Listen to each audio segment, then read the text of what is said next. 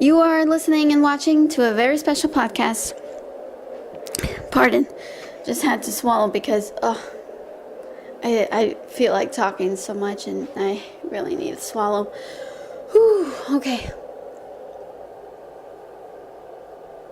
So, we're going to continue more on Benjamin Hallows. Shall we continue? Let's go. Ben, Taylor, and Sylver, as well as Isabel, was watching the battle where Barrere and her squad were facing off against a corruption army. But wait, something was wrong. Barrere noticed that one of the corruptions, a female, was resistant, but also she was being bullied by the other corruption. They were pulling at her hair and kicking at her, screaming at her too. But the girl was just, she didn't want to hurt Barrere. Barrere realized this. Ben looked shocked. I thought the corruption were all created from her mind, from Ophelia. Why are they hurting her? Isabel looked up and said, it's just like with Ophelia. Oh my God, I never knew this happened.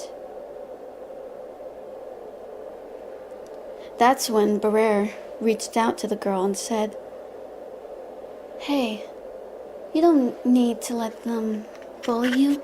Come on, you deserve someone better. The corruption refused to give up the girl. However, Barrere shouted, you're not treating her right. She's part of your brethren.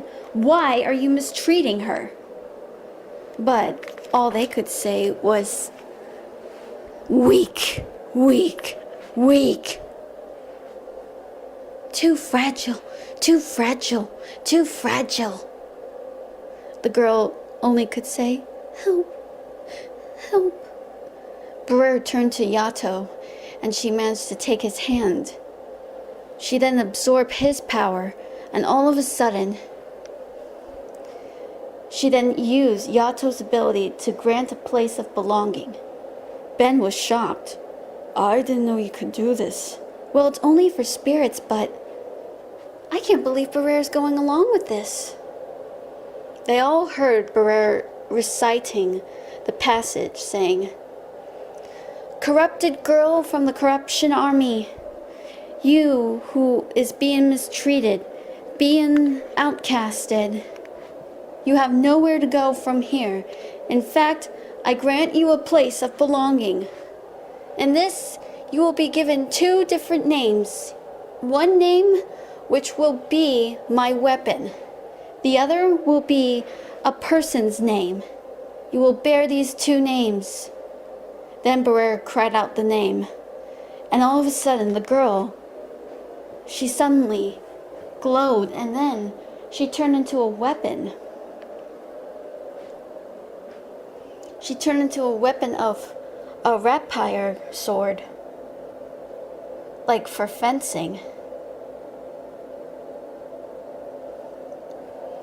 Then Barrere said, come at me, you bastards. It's time for a little payback. The corruption was about to surround her. Everyone cried out for Barrere's name, but Barrere began to say, during this time as she slayed all the corruption, this is the land of the WC.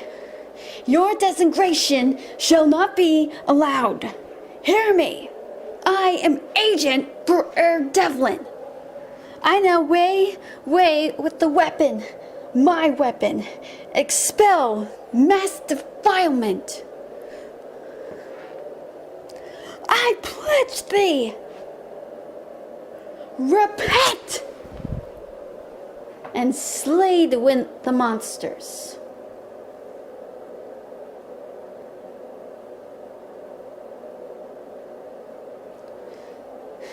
All of a sudden, everyone was shocked and praised her for a job well done, while also accepting someone else into the family. Ben was amazed. How can this be? How is this possible? He said. Sylver looked at him and said, Have you forgotten? You have no idea how kind she is. Brer may be a troubled figure, as I stated before, she's troubled, but she is one of the most kindest and most gentle people you would ever meet. She would never let anyone face the terrors in her life, especially not the likes of anyone else that gets in her way. Ben began to ponder for a bit. That's when he thought about his own mother. His mother was reading him, when he was a boy, of a story. No matter how many enemies she came across, the princess never bowed down, and she never had any hatred. She was the kindest being in the world, Calypso read. Young Ben had to ask, "Mother?" "Yes?" Calypso asked.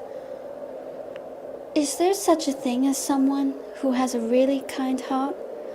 "Oh, I'm sure there's a lot of kind people." "You mean like the princess?" young Ben asked. "I mean, I find that really hard to believe.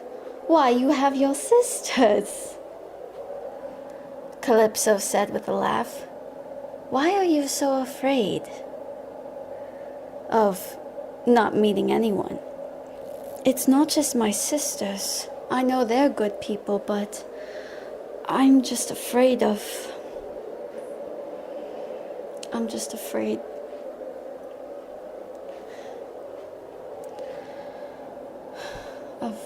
meeting someone. What if they're not kind, like my sisters? Or like you, what if they mistreat us? I mean, all of the kids, they think I'm strange, Mother." Calypso then placed the book down, but she placed it on her lap where the pages were marked. She put her arm around her son and said, "Benjamin, nobody's ever going to hate you, and you have to deal with the fact that kids are going to be cruel.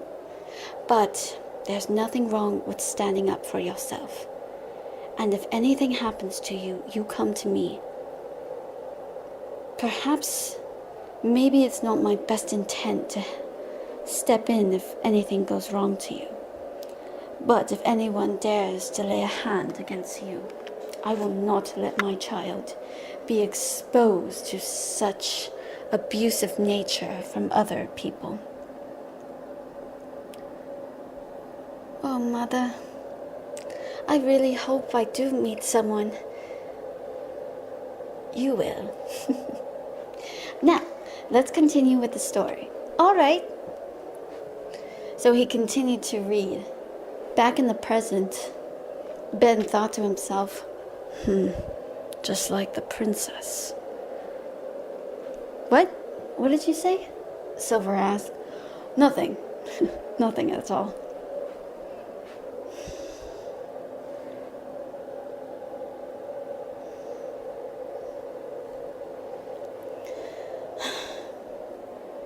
Sylver just laid her head back onto the chair. That's when she heard a bring, bring. It was coming from her MPD. She looked over and she saw incoming call. So she pressed the button and she said, "Hello? Who's there?" Then she heard two voices. One of them asked, "Are you sure this thing is on?" "Of course it is. Look who it is." "Hey, Sylver." "Kafuku! Koku! Oh my god! I can't believe you managed to contact me," Sylver said. Then she said, "Wait 1 second." And she mouthed the words, "Don't talk." Then she turned back and said, "Okay, sorry, I had to take care of something. I'm back." "Oh, it's so nice to see you're okay. Oh, Sylvie, we were so worried." Kafuku cooed. Sylver rolled her eyes. Yeah, of course.